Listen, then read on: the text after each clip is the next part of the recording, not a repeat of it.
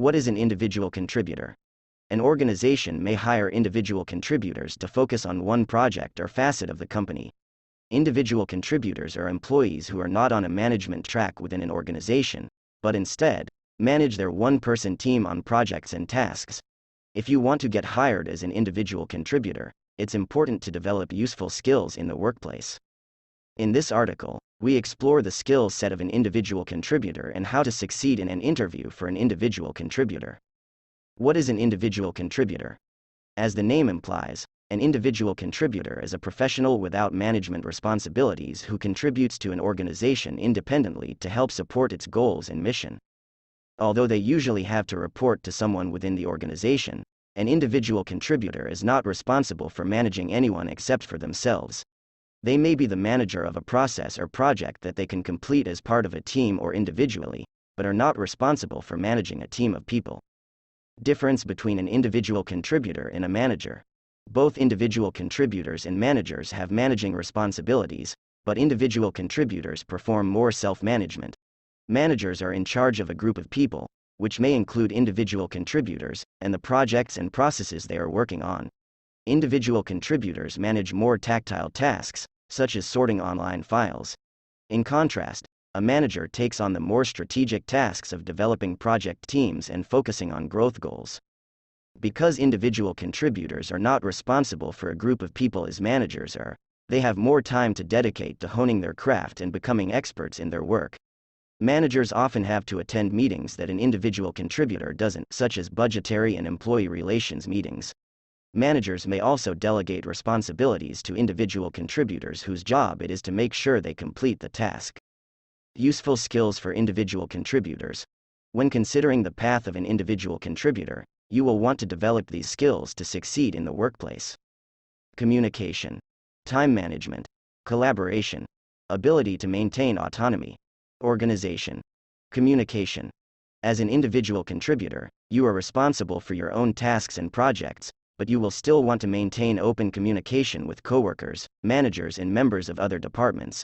It's important to be an active part of the workplace because you may need to share information with others, and you'll want a healthy working relationship so any meetings can run smoothly. For example, if you are working on improving the technology behind the loan application at your bank, you may need to communicate with the loan officers on how the customers should navigate through the new process. Ensuring that you have a positive working relationship with coworkers who are directly involved with the work you produce will help introduce any updates without many issues. Time management. Individual contributors often work alone, so it's important to be able to manage your time appropriately. Consider using a calendar system to set due dates for major steps towards the completion of a project or blocking out time so you are completing all tasks assigned to you. Although an individual contributor is a one-person team, other people or departments may rely on your work to complete their own. If you can manage your own time, you can then establish yourself as a valuable member of the team who other colleagues can rely on for consistent work. Collaboration. Just as communication is important, collaboration is too. If you're involved in a group project that requires each individual to complete a specific part of it, collaboration will be necessary to accomplish the group goal of finishing the project by the deadline. To show collaborative efforts, work with others who may need your help in completing a task or understanding part of their work. You can also be an active part of a group meeting and offer solutions to issues that group members may mention. Ability to maintain autonomy. An individual contributor may experience more autonomy than a manager. Therefore, it's important to be able to work alone for long periods while still being efficient in your tasks and producing high-quality work. Autonomy requires self-management of your time, the ability to pivot to contingency plans and work on multiple projects at one time without regulation. Organization. Individual contributors may manage many projects or tasks at once, so staying organized is crucial to making sure you complete all of your work on time. An organized workspace will help you stay focused on your to-do list because there are fewer distractions to entice you away from the task you're working on. How to succeed in an interview for an individual contributor. If you're applying for a role as an individual contributor, you'll want to make sure you stand out during the interview process by following these tips. Be yourself.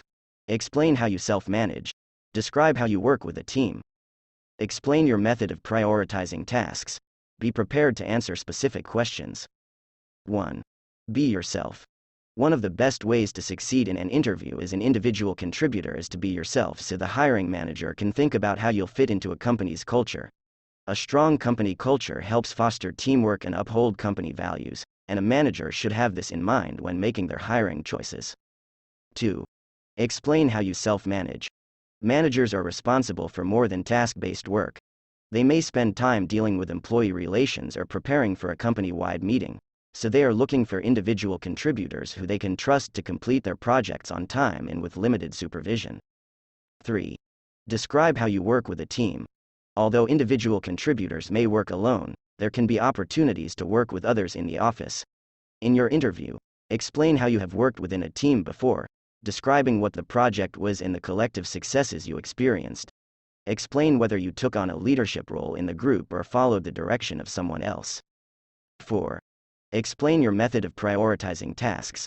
Self-management requires that you prioritize tasks appropriately to ensure all of your work gets done. A hiring manager will want to know how you do this, so explain methods you have put into place that guide you in your workday. This can be a calendar system or can involve talking to project stakeholders about what they would like prioritized. Describe different scenarios you have been in that show your ability to handle multiple projects and deadlines. 5. Be prepared to answer specific questions. As an individual contributor, you may have learned all about new software or have gained years of experience designing graphics for online advertisements. To make sure you're the right person for the job, the hiring manager may ask specific questions about the experience you have that makes you a subject matter expert. For example, managers may ask you about your coding experience. Be prepared to mention coding languages you have used so a manager can understand your experience more and feels confident in your abilities.